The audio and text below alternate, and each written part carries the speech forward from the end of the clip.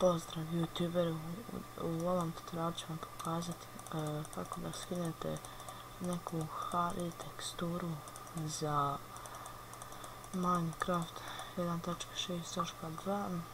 Prvo jeste što ćete otići na vaš browser, na Google, kucati Minecraft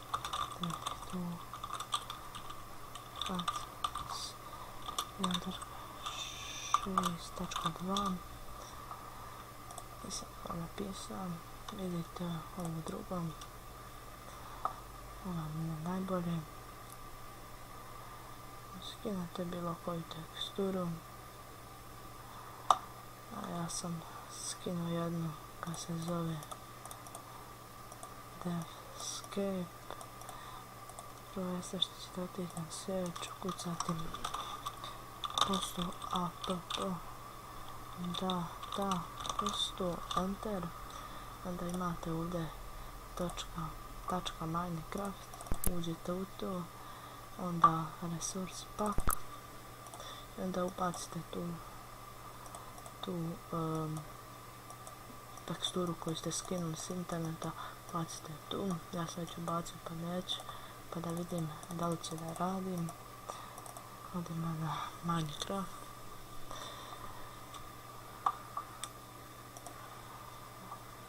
pokrenemo, sačekamo malo, tako, idemo na options, resource pack, Devscape. Evo, kao što vidimo radi, sad ćemo ući neki single player, create new, to je nebitno. Samo bitno je da vidimo da li će da radi tekstura.